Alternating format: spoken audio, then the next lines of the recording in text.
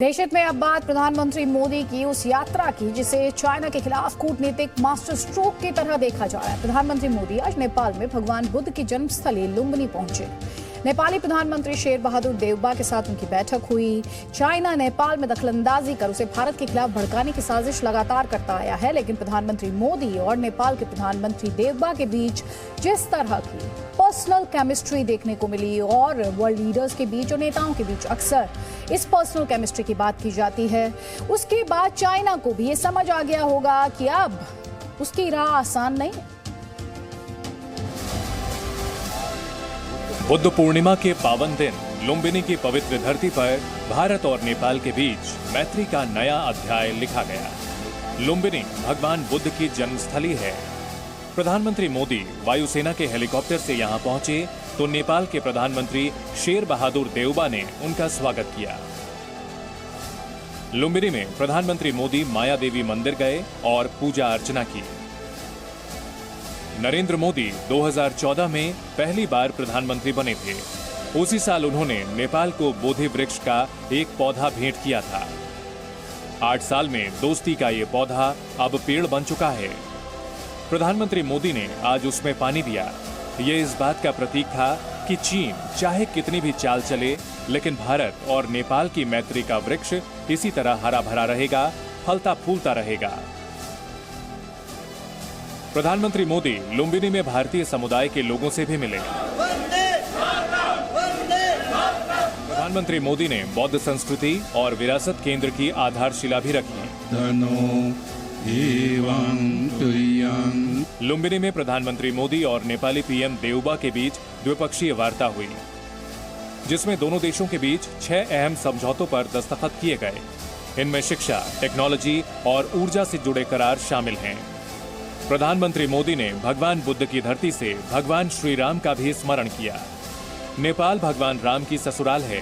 PM Modi ने दोनों देशों की युगों पुरानी साझा सांस्कृतिक विरासत की चर्चा की। कि नेपाल के बिना हमारे राम भी अधूरे हैं।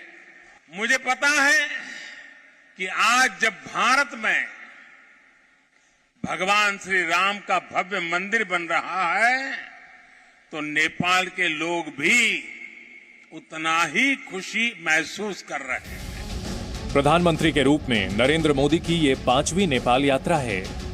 इस यात्रा से उन्होंने चीन के खिलाफ कूटनीतिक मास्टर स्ट्रोक चला। चीन लगातार नेपाल में भारत विरोधी एजेंडे पर काम कर रहा है। चीन नेपाल को कर्ज के जाल में फंसाकर भारत से दूर कर देना चाहता है, लेकिन भारत की सधी हुई कूटनीतिक रणनीति के आगे चीन का दांव नाकाम है। नेपाल के साथ रिश्तों को हम डीपन कर रहे हैं और एट द सेम टाइम वहां चाइना के रिश्ते नेपाल के साथ एक्चुअली थोड़ी खटास में पड़ रहे हैं। तो ये मोमेंट बड़ी अपॉर्चुन मोमेंट है जिसमें भारत ये जो स्टेप्स ले रहा है भारत और मोदी जी की ये जो विजिट है आज की, ये इन स्टेप्स के चलते बहुत अहम हो गई है।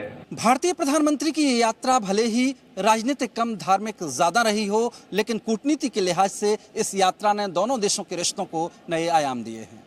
प्रधानमंत्री मोदी ने चंद शब्दों में जहां नेपाल को ये बता दिया कि भारत के लिए उसकी अहमियत क्या है और कैसे नेपाल के बिना भारत के राम अधूरे हैं, तो वहीं नेपाल ने भी ये संदेश देने में देरी नहीं की कि दोनों देशों के रिश्तों पर किसी तीसरे देश का ना असर हो सकता है और ना दखल।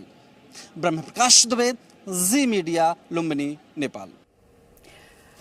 आपके लिए समझना जरूरी है कि चीन के विस्तारवाद का मुकाबला करने के लिए सरकार फुल प्रूफ प्लान कर रही है, प्लान बना रही है, रणनीति बना रही है। एक तरफ कूटनीति है तो दूसरी तरफ सेना का पराक्रम भी आपको दिखाई दे रहा है। भारत उन पड़ोसी देशों के साथ बेहतर संबंध बनाने पर जोर देता रहा है जहां चाइना की कुटिल दृष्टि है।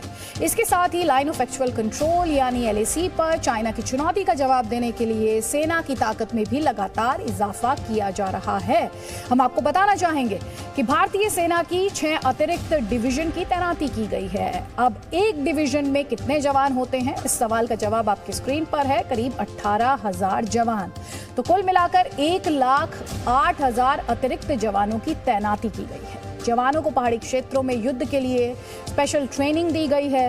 पिछले सप्ताह सेना प्रमुख जनरल मनोज पांडे का लद्दाख दौरा भी आपको याद होगा, उसकी तस्वीरें भी आपको याद होंगी। Presenting B News app, available on Google Play and App Store. Download it now.